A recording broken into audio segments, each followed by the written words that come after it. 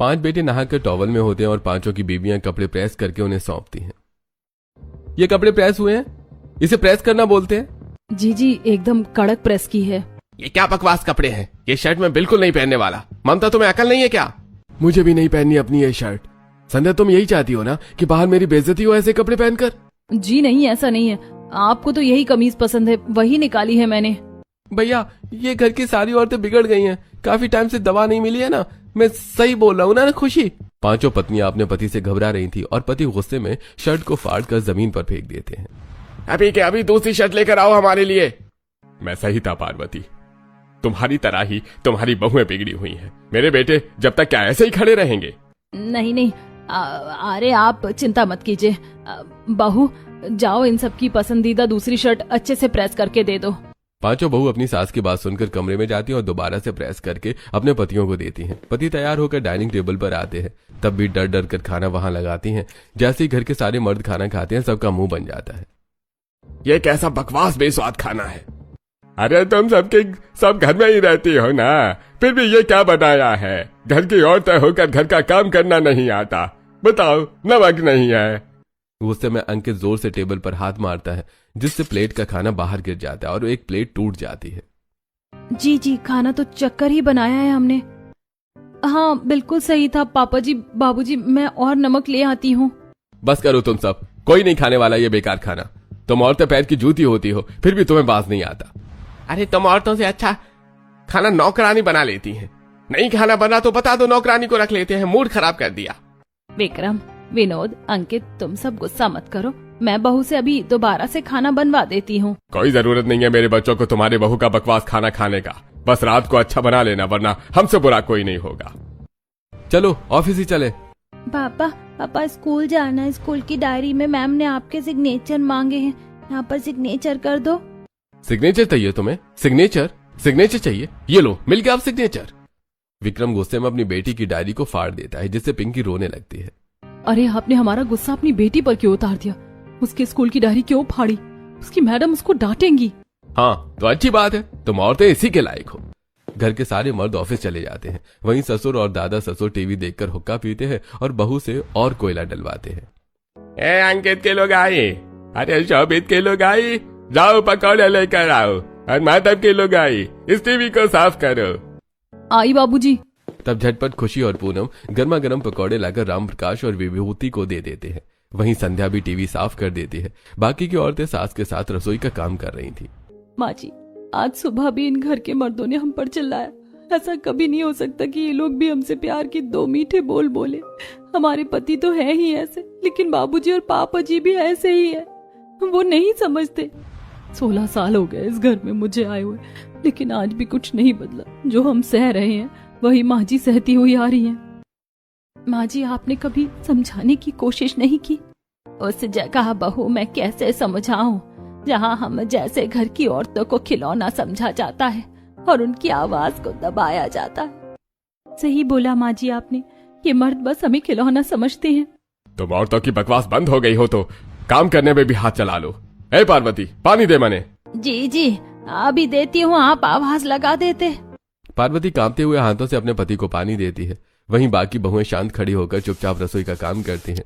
थोड़ी देर में राम प्रकाश नंदिनी के कमरे में जाकर जोर से आवाज लगाकर उसे उठा देता है। नंदिनी भी सहमी होती है। जी दादाजी। नंदिनी, सुबह के 9 बज रहे हैं और तुम अभी तक सो रही हो, शर्म नहीं आती?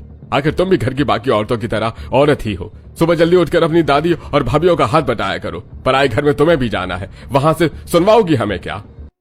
उठ गई दादाजी, जा रही हूँ। जहाँ मैं पैदा हुई हूँ वो घर ही मुझे अपना जैसा नहीं लगता, तो पराए फिर क्या ही अपने। राम प्रकाश चला जाता है। नंदिनी नहा धोकर रसोई में हेल्प करवाने के लिए पहुंच जाती है और फिर घर की बहुओं के साथ खाना बनवाना, झाड़ू पोछा में मदद करवाती है। वहीं पति काम के बहाने बाहर की औरतों के साथ क्लब में ऐश करते हैं। माय डार्लिंग तनीषा, तुम ऐसी ड्रेस में बहुत खूबसूरत लगती हो। विक्रम बेबी, मैं तुम्हारे लिए ही तो ये ड्रेस पहनती हूँ, खूबसूरत तो लगना ही था। You want to drink? वहीं दूसरी तरफ चारों भाइयों भी अपनी अपनी गर्लफ्रेंड के साथ ग्रैंड मस्ती कर रहे थे। लहरा के बल खा के लहरा के, आग लगा के दिलों को जला के, करे तू इशारा शरारा शरारा, शरारा शरारा तू है एक शरारा।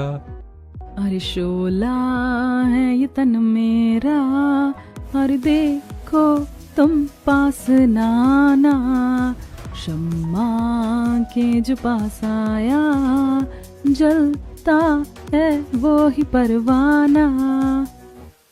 माधव बेबी, ये लो, मैंने तुम्हारे लिए ड्रिंक बनाई है।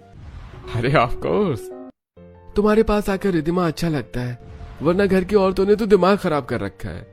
डोंट वरी, जितना मन करे उतना मेरे पास रहा करो, कोई मना थोड़ी किया है मैंने। शोभा डार्लिंग, मुझे शॉपिंग कब करवाओगे? अरे आप बोलो डार्लिंग तो आपको अभी शॉपिंग करवा देता हूँ। बोलो कितने पैसे चाहिए? शाम को मुझे एक पार्टी में जाना, एक सुंदर सा हार और ड्रेस दिला दो। ओके जानू, ले लेना। नशा उतरने पर शोभित परी को शॉपिंग पर ले जाता है। और क्या चाहिए मेरी जानू को?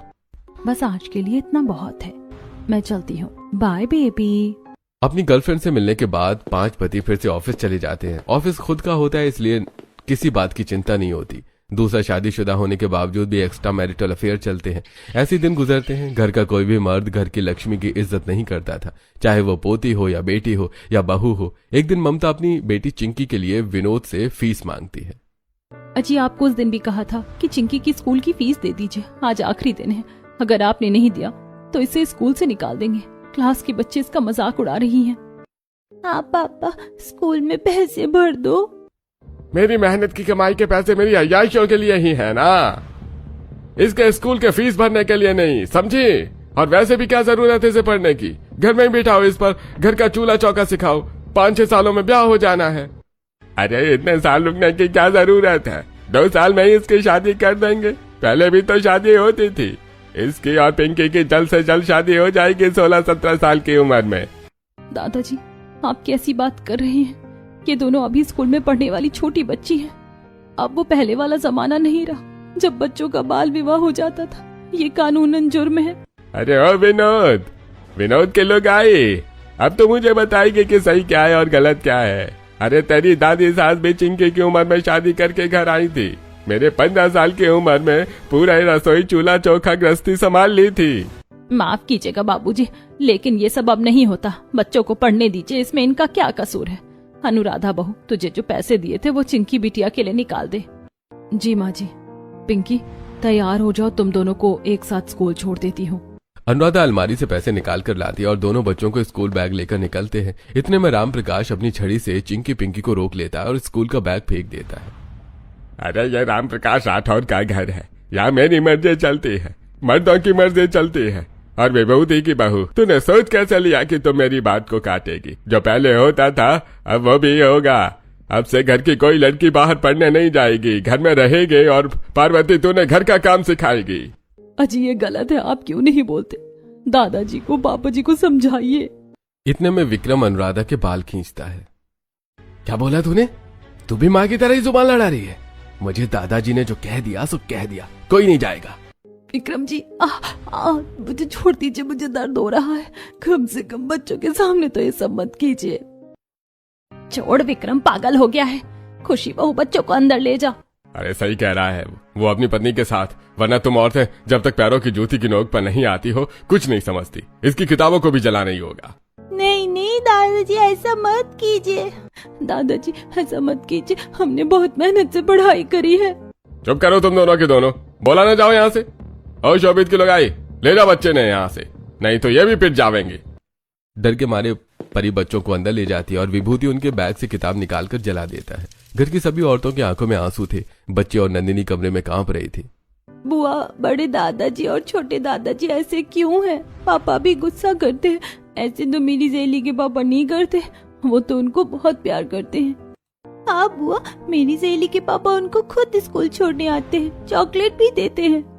शांत हो जाओ बच्चों, मेरा भी पढ़ने का बहुत मन है, लेकिन ये सब हमें पढ़ने नहीं देंगे। बुआ, क्या हमारी शादी जल्दी हो जाएगी? नहीं बच्चों, डरो मत, ऐसा कुछ नहीं होगा। बच्चे डर के मारे कमरे से बाहर नहीं आ रहे थे और घर की औरतें डरी सहमी सी रसोई में खाना बना रही थी। बड़ों को खाना देने के बाद वो बच्चों को खाना देती हैं। बच्चों खाना खा लो, भूखा नहीं रहना। चाची डर लग रहा है, कहीं पापा और दादू आकर मारेंगे तो नहीं? नहीं नहीं, ऐसा कुछ नहीं होता। बुआ, चाची, मैं, दादी, मम्मी सब है ना यहाँ पर। हाँ बच्चों खा लो। माँ जी, दीदी, मैंने सबका खाना लगा दिया है, आप सभी खा लीजिए। तब घर की सभी औरतें बच्चों को भी खाना खिलाती हैं और खुद भी खाती हैं। वहीं घर के आदमियों का मूड खराब होता है, कश लगाकर बातें करते हैं। इन घर की औरतों ने दिमाग खराब करके रख दिया है। मेरे तो भैया घर में आने का मन ही नहीं करता है। घर में न खाना अच्छा मिलता है, न इनकी शक्ल। अरे दादाजी कुछ बताओ, मूड की मदर सिस्टर हो गई है। ये तो सच है। अरे अगर मूड खराब है तो चलो फिर घर में महफिल सजा देते हैं, शाम को जश्न मनाते हैं। लेकिन जश्न मनाने के लिए तो बाबूजी हमें सुंदर कन्याओं की जरूरत होगी। अरे हाँ, तो अभी तभी तो महफिल जमेगी। हमारे पुराने जमाने में भी तो मर्द लोग अपनी तनाई मिटाने महफिलों में जाते थे। क्यों ना महफिल यहीं लगा दी जाए। उसकी चिंता आप मत कीजिए दादाजी। पापा, बस आप यहाँ का माहौल सेट करवा दीजिए हमारे घर के खिलौने से। हाँ हाँ, क्यों नहीं। अरे पार्वती, जरा अपनी बहुओं को भी यहाँ लिया। संध्या, खुशी, पूनम, ममता, अनुराधा, तुम्हारे पापा जी बुला रहे हैं। जल्दी चलो, देर किया तो फिर चालू कर देंगे सुनाना। हाँ माँ जी। 6 के 6 से अपना पल्लू पकड़ नीचे नजर कर खड़ी हो जाती हैं। जी, बुलाया था आपने? हाँ बुलाया था। इस हॉल को महफिल में बदल दो, इसे बहुत शानदार सजा दो अपनी बहू के साथ मिलकर। और कांच के गिलास अच्छे से साफ कर दो। खाने के लिए कुछ नमकीन, चखना और नॉनवेज बना दो। और ये सब काम 2 घंटे के अंदर हो जाना चाहिए। ठीक है बाबूजी, सारा काम हो जाएगा, लेकिन आज घर पर क्या है? इस बात में तुम्हें कोई मतलब नहीं होना चाहिए। दादाजी और पापा जो कह रहे हैं फटाफट करो। तुम तो मनहूस हो। बच्चों को नंदिनी बाहर मत आने देना, क्योंकि उस वक्त पांचों और माँ ही काम करेंगी। ये कहकर पांचों पति बाहर चले जाते हैं। घर की औरतें घर को सजाने लगती हैं और खाने में नॉनवेज वगैरह बनाती है। विभूति शराब का इंतजाम करता है। कुछ ही देर में सब अच्छे से तैयार हो जाता है। तब पांचों पति अपनी अपनी गर्लफ्रेंड को बुला लेते हैं जिन्होंने डांसर के कपड़े पहने थे, और फिर महफिल शुरू होती है।